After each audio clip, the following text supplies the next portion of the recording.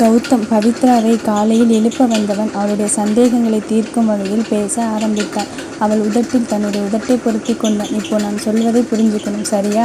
பவித்ரா கௌதம் கல்யாணமானதும் அம்மாவை குடும்பத்தை விட்டு ஒதுக்கி வச்சுட்டாங்க. அந்த குடும்பத்தில் உறவுகளில் யாராவது ஒருத்தர் அம்மா மேல் பாசமாக இருந்திருப்பாங்க. அவர்களை பார்க்கவே முடியாத சூழ்நிலை ஏற்பட்டதும் எப்படி வேதனைப்பட்டிருப்பாங்க உனக்கே தெரியும். அவங்களை எப்படி கேவலப்படுத்தினாங்கன்னு.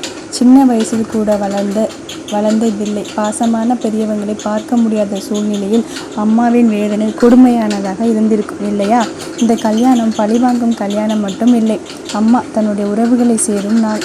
ஒரு முறை பார்த்துட்டு எல்லோரையும் விசாரிச்சுட்டு வந்துட்டா அவங்க வாழ்நாள் முழுவதும் ஒரு திருப்தி, சந்தோஷம். முக்கியமாக எங்கள் அம்மா அவங்க அண்ணன் மகளை எனக்கு கல்யாணம் செய்து வைக்க நினைத்ததும் காரணம் அதுதான். அம்மாவோட லைஃப் டைம் சந்தோஷம். அதை நாம் கொடுக்கணும் தானே? பவித்ரா புரியுது. சரியாக 24 மணி நேரம்தான் உங்களுக்கு டைம். அப்புறம் என்னுடன் தான் இருக்கணும். கௌதம் சரி என்று அவள் நெற்றியில் முத்தமிட்டு சென்றார். பவித்ரா அவனையே ஏக்கமாக பார்த்து கொண்டிருந்தார். இரவு திருமண மண்டபத்தில் காஞ்சனா தன்னுடைய மகன் கௌதம் முன் ஒரு வேண்டுகோளை வைத்தார். எந்த சூழ்நிலையிலும் அவனோட பொண்ணுங்க செய்த கேவலமான வேலை வெளியே தெரியக்கூடாது. கௌதம் அவ்வளவு பாசம் இல்லைம்மா? இல்லடா, அந்த அசிங்கம் நம்ம விழாவில் வெளியே தெரிய வேண்டாம். கௌதம் விட்டு தர மாட்டியே? கூட பிறந்துட்டு அதுக்கு செய்யும் பரிகாரமாக நினச்சிக்கிறேன். கௌதம் சரி தேங்க்ஸ் என்று நகர்ந்தார். கண்ணனின் உறவுகள் வந்திருந்தாலும் அனைவரும் காஞ்சனாவை சூழ்ந்து கொண்டு சந்தோஷமாக பேசிக்கொண்டிருந்தனர். அத்தை, சித்தப்பா, பெரியப்பா, மாமா என்று பெரிய உறவு கூட்டமே இருந்தது. அனைவரும் முன்பு இருந்த சங்கடங்கள் இல்லாமல் சந்தோஷமாக பேசி சிரித்தனர். அண்ணன் மனைவி வீட்டில்தான் சிலருக்கு வைத்தெரிச்சலும் பொறாமையும் கலந்து காஞ்சனாவுடன் கலந்து கொள்ளவில்லை.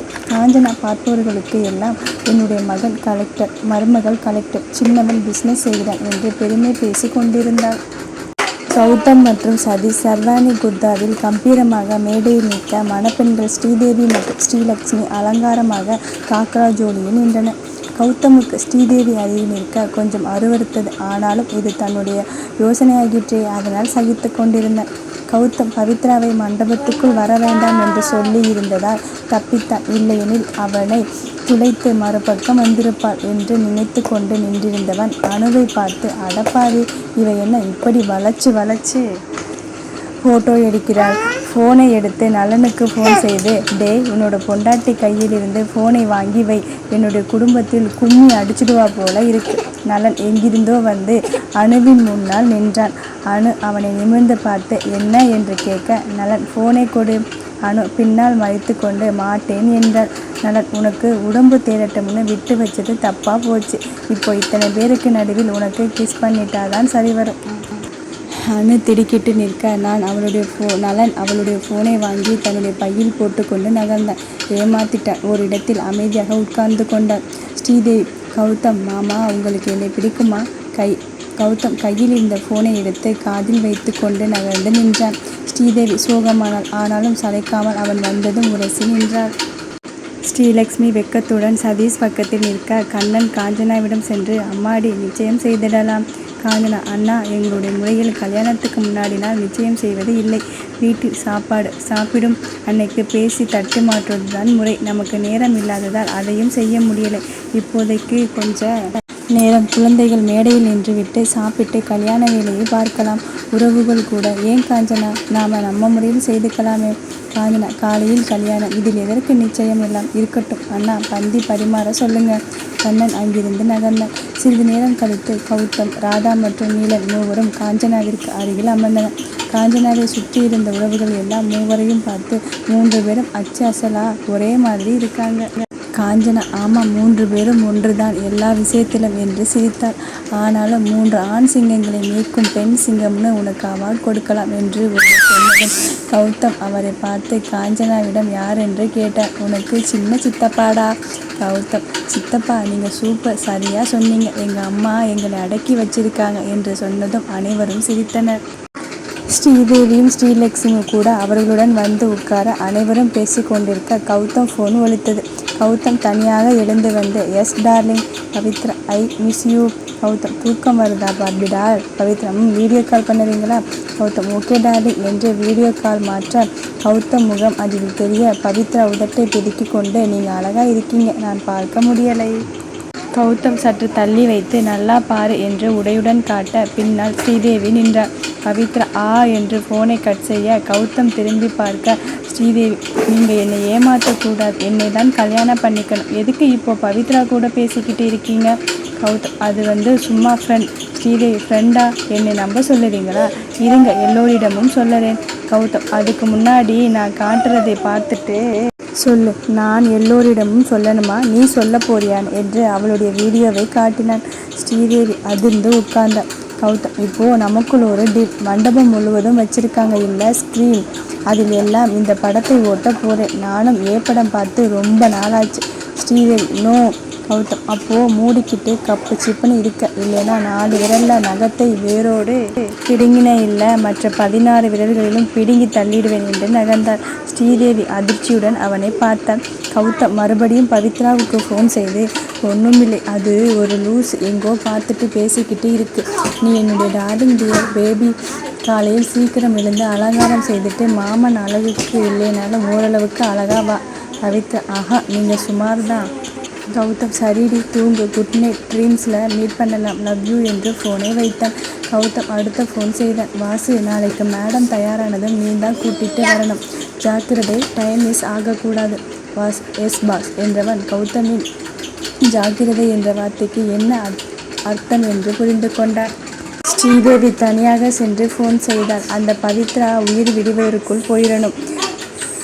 இன்னைக்கு ராத்திரி அவளுடைய கடைசி ராத்திரியாக இருக்கணும். அந்த பக்கம் எனக்கு என்ன கிடைக்கும் நான் என்று சொல்லி ஃபோனை வைத்தாள். கனவில் மீட் பண்ண போறியா? போ போ. இன்று இரவுடன் அவளுடைய கனவுகள் காலி என்று நினைத்து கொண்டாள். நேராக கௌதமிடம் சென்றாள். சொல்லுங்க என்ன பிளான்? கௌதம் நத்திங். ஏன்? ஸ்ரீதேவி நான் புரிஞ்சுக்கிட்ட வரை நாளைக்கு என்னுடைய கல்யாணம் நடக்காது. கௌதம் பிரில்லியன்ட். ஸ்ரீதேவி என்னுடைய தங்கச்சி கல்யாணம். கௌதம் 1 கொடுத்தால் 2 ஃப்ரீ. ஸ்ரீதேவி அப்படின்னா? கௌதம் நீ பவித்ராவுக்கு 1 கொடுத்த உங்கள் குடும்பத்துக்கு 2 கிடைக்க போகுது. ஸ்ரீதேவி ப்ளீஸ், எனக்கு என்ன தண்டனை வேணும்னாலும் கொடுங்க, ஆனால் தங்கச்சி வாழ்க்கையை கெடுத்துடாதீங்க. கௌதம் நீ பவித்ரா வாழ்க்கையை கெடுத்த, அது ஒரு விதத்தில் எனக்கு நல்லதாக போச்சு. இப்போ நான் உங்கள் வாழ்க்கையை கெடுக்க போகிறேன், உங்களுக்கும் நல்லதாக நடக்கும். ஸ்ரீதேவி ப்ளீஸ் என்று அழ ஆரம்பிக்க, கௌதம் அவளிடமிருந்து தப்பித்தால் போதும் என்று சரி வெயிட் பண்ண வந்துடுறேன் என்று சொல்லிவிட்டு போயே விட்டான். மறுநாள் மண்டபம் திருமண கோலம் கொண்டு இருந்தது. உறவினர்கள் எல்லாம் இரவு முழுக்க பேசி கொண்டிருந்துவிட்டு தூங்காமல் குளித்து தயாராகி மண்டபத்தில் அமர்ந்தனர். புரோகிதர் வந்து தங்கள் வேலைகளை ஆரம்பிக்க ஸ்ரீதேவியும் ராதாவும் வாசலில் நின்று வருபவர்களை வரவேற்றனர். சதீஷ் அம்மாவுடன் இருந்தான். கௌதம் அவனுடைய அம்மாவை பார்க்க, அவளோ நெப்பில்லாமல் என்னுடைய பிள்ளைக்கு கல்யாணம், எல்லோரும் வந்து வாழ்த்திட்டு சாப்பிட்டு போகணும். ராஜா மாதிரி என்னுடைய மகனுக்கு ராணி மாதிரி பொண்ணு, நீ எல்லாம் நினச்சா கூட இப்படி ஒரு கல்யாணம் நடத்த முடியாது. பாரு எல்லாம் தேவலோகம் மாதிரி இருக்கு. கௌதம் நீங்கள் சரியாக சொன்னீங்க. பாரு சாப்பாட்டெல்லாம் அமிர்த மாதிரி இருக்கும் என்று சொல்லிவிட்டு சத்தமாக பாட்டு பாட ஆரம்பித்தார். போஜனம் செய்ய வாருங்கள், மீனாட்சி சுந்தரேசர் கல்யாண மண்டபத்தில் போஜனம் செய்ய வாருங்கள். சித்திரமானதோர் கல்யாண மண்டபத்தில் போஜனம் செய்ய வாருங்கள்.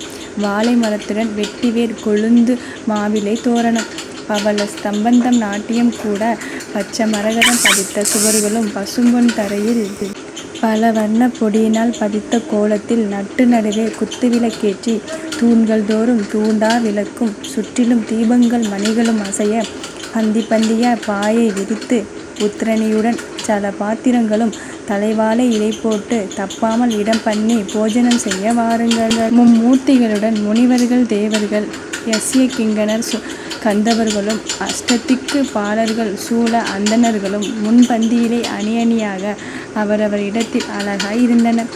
அகல்யில் திரௌபதி சீதை தாரை மண்டோத்திரியுடன் பந்தடித்தார் போல் பட்டுகள் கட்டி கெச்சை மெட்டிகள் கிளுகிளுங்கவே முத்திரை மோதிரம் விரலில் கொண்டு பசும்பொன் தூக்கில் பாயாசத்தை எடுத்து பார்த்து பார்த்து பரிமாறவே வந்தார்.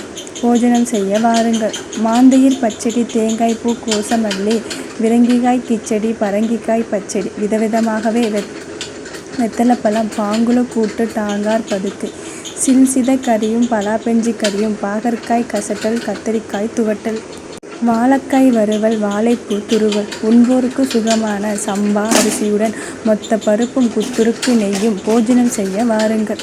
பொரிச்ச குழம்பு பூசணிக்காய் சாம்பார் வெண்டைக்காய் மோர்க்கடி வெங்காய சாம்பார் வாய்க்கு மிக ருசிக்கும் மிளகு ஜீரா ரசம் மதுரமாயிருக்கும் மைசூர் ரசம் பருப்புகள் சேர்த்த பன்னீர் ரசமும் வேணுவோர்க்கெல்லாம் வேப்பம்பூ ரசமும் குடிக்க மிக ருசிக்கும் கொட்டு ரசமும் சூரிய உதயம் போல் சீரும் அப்பளம் சுக்கல உதயம் போல் ஜவ்வரிசி கருவாடம் அகார வடிசல் சர்க்கரை பொங்கல் என்னென்ன சுண்டல் வகையான வடை மசாலா வடை வெங்காய வடை சொச்சி வடையுடன் நல்லெண்ணெய் வடை தயிர் வடையுடன் பால் போலிகளும் அனாரசம் அதிரசம் பதிர்பேலியுடன் சேமியா வலிவாய் ஜிலேபி லட்டு முத்து முத்தாய் இருக்கும் முந்திரி லாடு ரம்மியமாய் இருக்கும் ரவா லாடு பேசாய் இருக்கும் பேசரி லாடு குண்டு குண்டாய் இருக்கும் குஞ்சா லாடு பலபலவன இருக்கும் பைத்தம் லாடு மைசூர் பாக்குடன் பருப்பையும் சேர்த்து போஜனம் செய்ய வாருங்கள்.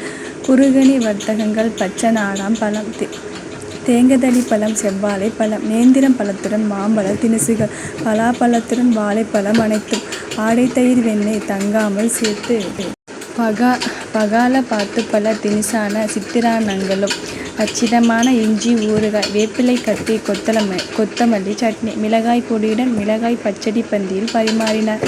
மீனாட்சி சுந்தரேசர் கல்யாண மண்டபத்தில் பார்த்து பரிமாறினார்.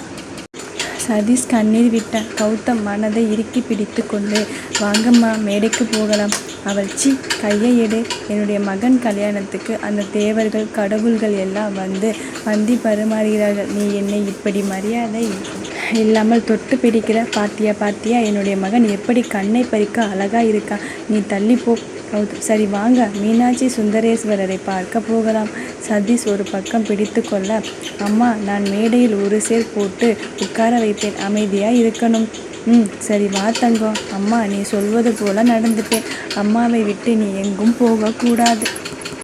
சதீஷ் அம்மாவுடன் நெருங்கிய உறவினர்கள் 2 பேரையும் அப்பாவையும் அம்மாவுடன் இருக்க சொல்லிவிட்டு மேடையில் உட்கார அவள் பாருங்க என்னுடைய மகனுடைய கல்யாணம் பாரு என்று சந்தோஷமாக பேசி சிரித்து கொண்டிருந்தார். மனநிலை பேதலித்தவளை தவிர அந்த இடத்தில் வானில் இருந்து இறங்கி வந்த கடவுளைப் போல தெரிந்தார். ஆனந்த் அவளை தன்னுடைய வயிற்றோடு அணைத்து கொண்டார். பெண் மாப்பிள்ளையெல்லாம் மேடையில் அமர்ந்திருக்க கௌதம் பரபரத்தான். பவித்ராவை இன்னும் காணவில்லை. ரோகிதர் மாப்பிள்ளை பொண்ணு ட்ரெஸ் மாற்றிக்கிட்டு வாங்க என்று அனுப்பியதும் கௌதம் ஃபோனை எடுத்தான். வாசுவிற்கு முயற்சிக்க அவன் ஃபோனை எடுக்கவில்லை. ஸ்ரீதேவி மணமகள் அறைக்குள் நுழைந்து புடவையை தூக்கி எறிந்தாள். ஸ்ரீலக்ஷ்மி என்ன ஆச்சுக்கா? ஸ்ரீதேவி நமக்கு கல்யாணம் நடக்கப் போவதில்லை. கௌதம் நம்மை வச்சு நாடகம் ஆடிக்கிட்டே இருக்கான். அந்த பவித்ராவை அவள் கல்யாணம் பண்ண போறான். நிலாவை சதீஷ் கல்யாணம் பண்ண போறான். ஸ்ரீலக்ஷ்மி அக்கா நீ சொல்வதை நான் நம்ப மாட்டேன். சதீஷ் எனக்கு வேணும். எதுக்கு என்னுடைய மனசில் ஆசையை தூண்டினீங்க? நான் சிவனேன்னு தானே இருந்தேன். நான் ஏற்றுக்க மாட்டேன். அவன் என்னுடைய கழுத்தில் தாலி கட்டலைன்னா மானம் போயிடும். ஸ்ரீதேவி அதுக்கு தான் அந்த பவித்ராவையும் நிலாவையும் போட்டு தள்ள ஆளை அனுப்பினேன். உனக்கு முன்னாடியே தெரிஞ்சிருந்தால் சொல்ல வேண்டியது தானே. அப்பா ஏதாவது செய்திருப்பார். ஸ்ரீதேவி தெரியும் தான். ஆனால் என்னை ஸ்டோர் ரூமில் கட்டி வச்சிட்டாங்களே. இப்போ இந்த நிமிடம்தான் வெளியே விட்டான். இந்த கூட்டத்தில் நான் அப்பாவிடம் விளக்க சொல்ல நேரமில்லை. நேற்று உன்னை மண்டபம் முழுவதும் தேடினேன், காணலை. உன்னுடைய பாய் ஃப்ரெண்டுக்கு கடைசி விடை கொடுக்க போயிருக்கேன்னு நினச்சிட்டேன். ஸ்ரீதேவி கல்யாணம் நிற்கும்னு நேற்று ராத்திரி தெரியும். ஆனால் இதே மேடையில் பவித்ராவிற்கும் நிலாவிற்கும் கல்யாணம்னு இப்போதான் தெரியும். அதுகளை போட்டு தள்ள ஆளை அனுப்பிய பிறகு என்னை தான் கட்டி போட்டு வச்சிட்டானே. இப்போதான் ஃபோன் வந்தது. அவர்கள் மணப்பெண் அலங்காரத்தில் இங்கே வந்துட்டு இருக்காங்கன்னு தெரியும். இப்போ என்ன பண்ணுறது? ஸ்ரீதேவி மானம் போகுதுன்னு முடிவாகிடுச்சு. அவனுங்களை போட்டு தள்ளிடலாம். எப்படி? ஸ்ரீதேவி 2 கத்தியை எடுத்து ஒன்று ஸ்ரீலக்ஷ்மி கையில் கொடுத்தாள். என்ன நடந்தாலும் 2 பேரும் சேர்த்து அட்டாக் பண்ணணும். ஓகே என்று இருவரும் புடவையை மாற்றிக்கொண்டு தயாராகின்ற கௌதம் வாசு ஃபோன் எடுக்காமல் போகவும் பதற்றத்தில் அங்கும் இங்கும் நடந்தான். மண்டபத்தில் கடைசி நிமிடங்களில் பவித்ரா மற்றும் நிலா உள்ளே நுழைந்தனர். கௌதம் அவர்களை பார்த்ததும் நிம்மதி பெருமூச்சு விட்டான். ஆனால் இருவர் முகத்திலும் பதற்றம் இருந்தது. காஞ்சனா இருவரையும் மணமகன் அறைக்குள் அழைத்து சென்றார். கௌதமை பார்த்ததும் பவித்ரா கட்டிக்கொண்டு அழுதாள். கௌதம், என்ன ஆச்சு? பவித்ரா விசும்பலுடன் பேச ஆரம்பித்தாள். அப்பாவையும் அம்மாவையும் அடிச்சு போட்டுட்டாங்க. கௌதம், யார்? பவித்ரா, தெரியலை. வாசுதான் சண்டை போட்டு எங்களை இந்த பக்கம் அனுப்பிவிட்டு வளவனுடன் அம்மா அப்பாவை ஹாஸ்பிட்டல் அழைத்து சென்றிருக்கிறார். கௌதம், யாரிடம் ஃபோன் இருக்கு? அம்மா அப்பா ஃபோன் எல்லாம் கையில் இருக்கான்னு தெரியலை. வளவன் நம்பருக்கு கூப்பிடுங்க. கௌதம் அழைக்க வளவன் ஃபோனை எடுத்து, மாமா, அப்பா அம்மாவுக்கு லேசான காயம்தான். நான் மண்டபத்துக்கு சீக்கிரம் கூட்டிட்டு வந்துடுறேன். கௌதம், வாசு எங்கே? வளவன் போலீஸ் ஸ்டேஷன் போயிருக்கார். கௌதம், ஓகே, பத்திரமா வா, பயந்துக்காதே, நான் யாரையாவது அனுப்புகிறேன். வளவன் சரி மாமா என்று ஃபோனை வைத்தான். கௌதம் ராதாவை அழைத்து விவரம் சொல்லி போலீஸ் சிலரை அங்கே அனுப்பி வைக்க கௌதம் பவித்ராவை அணைத்து கொண்டு, லேசான காயம்தான், பயப்பட தேவையில்லை, இப்போ வந்துடுவாங்க. பவித்ரா நிம்மதியான. நிலா பயந்து உட்கார்ந்திருந்தாள். கௌதம் அம்மாவை பார்த்து நிலாவை பார்க்க, காஞ்சனா, நிலா குட்டி, பயந்துக்காதேடா என்றதும் காஞ்சனாவை இறுக்கி கட்டி கொண்டு தோளில் சாய்ந்து அழுதாள். காஞ்சனா, சரி சரி, பொறுமையா இரு என்று இருவரையும் சமாதானம் செய்துவிட்டு கௌதம் உடை மாற்றிக்கொண்டு மண்டப மேடைக்கு வந்தான். சதீஷும் வந்துவிட கௌதம் எல்லாம் ஓகே என்று சைகை செய்துவிட்டு அவனை அமைதிப்படுத்தினான். மணப்பெண்கள் வந்து அமர்வதற்கும் போலீஸ் மண்டபத்தில் நுழைவதற்கும் சரியாக இருந்தது. கௌதம் மெலிதாக சிரித்து கொண்டான். போலீஸ் மேடையில் ஏறி கையில் மைக்கை பிடித்து கொண்டு, கலெக்டர் மற்றும் ஜட்ஜ் வீட்டு கல்யாணம் என்பதை மனதில் வைத்து கொண்டு, தொந்தரவுக்கு மன்னிக்கவும். உறவுகள் மற்றும் நண்பர்கள் கூட்டம் அமைதியாக போலீஸ் சொல்வதை கவனிக்க ஆரம்பித்தனர். என்கே ஹோட்டல் ஓனர் கௌதம், நீலவண்ணனை கொலை முயற்சி செய்த காரணத்தால் மிஸ்டர் கண்ணனை கைது செய்கிறோம் என்று சொன்னதும் கண்ணனுக்கு உடல் ஆட்டம் கண்டது. கௌதம் தான் மால் ஓனர் என்பதையே இப்போதுதான் தெரிந்து கொண்டார். போலீஸ், மிஸ்டர் சவடமுத்து மற்றும் கோதை அவர்களை கொலை முயற்சி செய்ததால் மணப்பெண்களாக இங்கே இருக்கும் ஸ்ரீதேவி மற்றும் ஸ்ரீலக்ஷ்மியை கைது செய்கிறோம். வாரண்ட் இருக்கு. இது கல்யாண மேடை என்பதால் மாப்பிள்ளைகள் பெண்களை திருமணம் செய்த பிறகு அனுப்புறதுனா கூட அனுப்பலாம். 10 நிமிடங்கள் டைம் தருகிறோம். அங்கே முத்துவும் கோதையும் காயத்துடன் கட்டுகளுடன் வந்து சேர்ந்தனர். மண்டபமே அதிர்ந்தது. அங்கெங்கே கூச்சல் குழப்பம் அதிகமாகின. காஞ்சனா மைக்கை வாங்கி கொண்டு, எங்கள் குடும்ப உறவுகள், நண்பர்கள் அனைவரும் கூடி இருக்கும் நேரத்தில் இந்த மாதிரி சம்பவம் நடந்துவிட்டது. நானும் சரியாக விசாரிக்காமல் திருமணத்தை முடிவு செய்தாகிவிட்டது. நான் இந்த நேரத்தில் மிகவும் வருந்துகிறேன். பெண்கள் சற்று நிதானமாக, நேர்மையாக மற்றும் நல்ல குணத்துடன் இருக்க வேண்டும். இப்போது என்னுடைய மகனை இந்த பெண்ணுக்கு திருமணம் செய்து தர விரும்பவில்லை. ஆனந்த், நானும் தான். ஆதலால் இந்த பெண்கள் யாருக்கு தீங்கு செய்ய நினைத்தார்களோ அவர்களிடம் ஒரு விண்ணப்பத்தை முன்வைக்கிறேன். உங்கள் மகளை எங்கள் மகன்களுக்கு திருமணம் செய்து கொடுப்பீர்களா? ஸ்ரீதேவி, இது எல்லாமே பிளான். வேணும்னு எங்கள் வாழ்க்கையை கெடுத்து கஷ்டப்படுத்த நினைக்கிறார்கள். காஞ்சனா, முத்து அண்ணா, நான் கேட்ட கேள்விக்கு உங்களுடைய பதில் என்ன? முத்து சரி என்று சொல்ல பவித்ராவும் நிலாவும் மேடையில் தோன்றினர். போலீஸ் கண்ணனையும் அவனுடைய பெண்களையும் கைது செய்து அழைத்து கொண்டு கிளம்ப கெட்டி மேளம் முழங்கியது. கௌதம் பவித்ராவிற்கும் சதீஷ் நிலாவிற்கும் தாலி கட்டினார்கள். சில நொடியில் கண்ணன் மற்றும் அவனுடைய பெண்கள் இருவரும் போலீஸ் பிடியில் இருந்து விலகி மேடையை நோக்கி ஓடினர். கௌதம் பவித்ரா தாலிக்கு குங்குமம் வைக்க சிவப்பு நிறத்தில் என்னவோ மேலிருந்து சொட்டியது. பிசுபிசுப்பாக இருக்க கௌதம் நிமிர்ந்து பார்ப்பதற்குள் காஞ்சனா அப்படியே கௌதம் மேல் விழுந்தாள். கௌதம் அதிர்ந்து அம்மா என்று கத்த பின்னால் குத்து விளக்குடன் கண்ணன் நின்று கொண்டிருந்தான். அவன் மேல் வெறுப்பு அதிகமானாலும் இப்போதைக்கு அதற்கு நேரமில்லை என்று கௌதம் அம்மா காஞ்சனாவை என்று கையில் தூக்கி கொண்டு மேடையை விட்டு இறங்கி ஓடினான். பவித்ரா அவர்கள் பின்னாலே ஓட ஸ்ரீதேவி எங்கிருந்தோ கௌதமை நோக்கி ஓடி வந்தாள். சுற்றி இருந்தவர்கள் சத்தமிட பவித்ரா திரும்பினார். ஸ்ரீதேவி கையில் கத்தி இருக்க பவித்ரா கவனித்தவள் கௌதமுக்கும் ஸ்ரீதேவிக்கும் இடையில் புகுந்தார். அந்த நேரத்தில் ஸ்ரீலக்ஷ்மி சதீஷை கொலை செய்ய கத்தியை எடுத்து ஓட சதீஷ் கவனித்து சுதாரிப்பதற்குள் சதீஷ் அம்மா குறுக்கே புகுந்தார். நிமிடங்களில் அனைத்தும் முடிந்திருந்தது. ஒன்று மாற்றி ஒன்றாக ஒற்றை கவனிக்கும் வேளையில் இன்னொன்று என்று மாறி மாறி நடந்து முடிந்திருந்தது.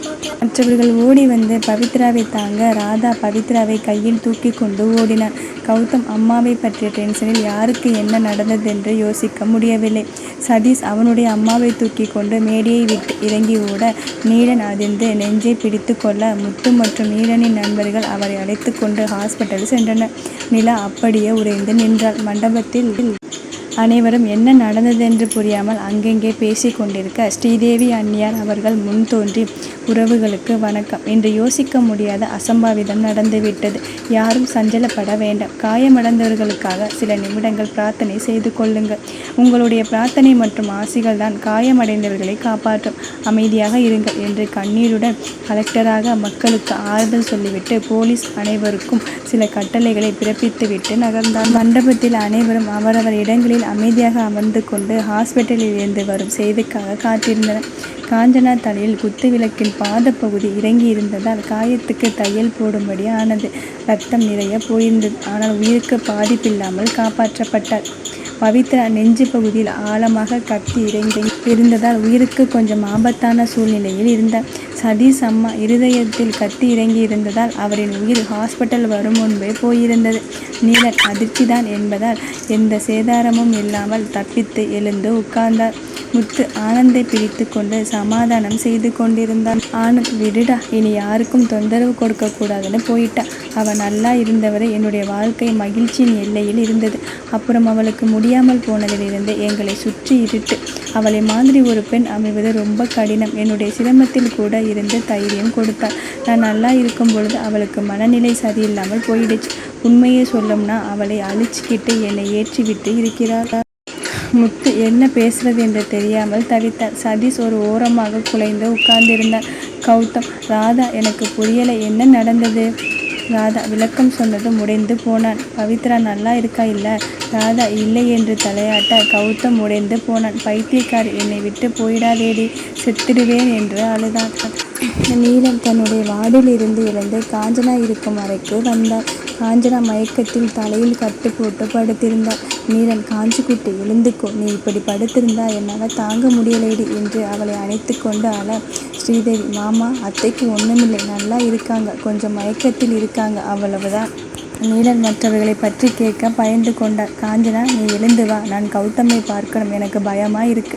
ஸ்ரீதேவி, மாமா, நீங்கள் ரெஸ்ட் எடுத்துக்கோங்க, அத்தை எழுந்ததும் உங்களை தான் பார்க்க நினைப்பாங்க, நீங்கள் உடம்பை கெடுத்துக்காதீங்க.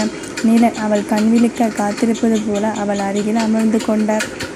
ஸ்ரீதேவி, இவர்கள் வார்டில் இன்னொரு படுக்கையை போட சொல்லி, மாமா நீங்கள் படுத்துக்கோங்க. நீலன், அவள் எழுந்து வந்தால் எல்லாம் சரியாயிடும், நம்ம குடும்பத்தை காஞ்சனா காப்பாற்றிடுவான். ஸ்ரீதேவி, ஆமாம், படுத்துக்கோங்க என்று அவரை படுக்க வைத்தார். ஆனந்த் மனைவி உடலை எடுத்து செல்ல ஹாஸ்பிட்டல் சொன்னதும் முத்து ஆனந்துடன் சதீஷை அழைத்து கொண்டு கிளம்பிவிட்டார். மண்டபத்திற்கு தகவல் சென்றதும் ஆனந்த் உறவினர்கள் அனைவரும் கிளம்பி ஆனந்த் வீட்டுக்கு சென்றனர். மற்றவர்கள் அனைவரையும் சாப்பிட சொல்லி அனுப்பி வைத்தான் நலன். அனு அழுது உருகினார். பவித்ராவுக்கு என்ன ஆச்சுன்னு தெரியலை, பயமாயிருக்கு. நலன், இப்போ போகலாம், மண்டபத்தில் எல்லோரையும் அனுப்பிட்டு போகலாம். அனு நலனுக்காக காத்திருந்தார். அங்கே பவித்ராவை சோதித்த டாக்டர் கௌதமிடம், சார், கத்தி நெஞ்சுக்குள் இறங்கி இருக்கு, அவங்க முக்கிய உறுப்புகள்னு பார்த்தீங்கன்னா நுரையீரல் பாதிக்கப்பட்டு இருக்கு, இருதயம் இயங்கிட்டு தான் இருக்கு, ரத்தம் மூக்கில் வாயில் வந்துக்கிட்டே இருக்கு, முதலில் இரத்தப்போக்கை நிறுத்தணும், ஆப்ரேஷன் பண்ணணும், அதுக்கு மயக்க மருந்து கொடுத்தா குழந்தைக்கு கொஞ்சம் பிரச்சனையாக வாய்ப்பு இருக்கு, ஒரு எம்ஆர்ஐ எடுத்து பார்த்திடலாம். கௌதம் மேற்கொண்டு எதுவும் கேட்க முடியவில்லை, தரையில் விழுந்தார். ராதா, டாக்டர் என்ன தேவையோ செய்யுங்க, அவங்க உயிர் முக்கியம். கௌதம் எழுந்தான், முகத்தை துடைத்தான், அங்கிருந்து கிளம்பினான். ராதா, எங்கே போற? கௌதம், என்னுடைய பவியும் குழந்தையும் இல்லாத இந்த உலகில் நான் என்ன பண்ண போறேன்? நீ இவ்வளவு நாள் சொல்லுவதானே நான் நம்ம குடும்பத்தில் ஒரு விஷக்கிருமின்னு, அதுபோல நினச்சிக்கோ. நான் உங்களுக்கு வேண்டாம். ராதா, டே, உன்னை முன்னேத்தனம்னு ஏதோ சொல்லுவோம், அதெல்லாம் தப்பாக புரிஞ்சுக்கிட்டா எப்படி? கௌதம், இல்லை, நான் இதுவரை சரியாக தான் புரிஞ்சுக்கிட்டேன், ஆனால் இப்போ நான் அவளை கொலை செய்யணும். உங்கள் குடும்பத்தில் சாபக்கேடாவே நான் இருந்துட்டு போகிறேன்.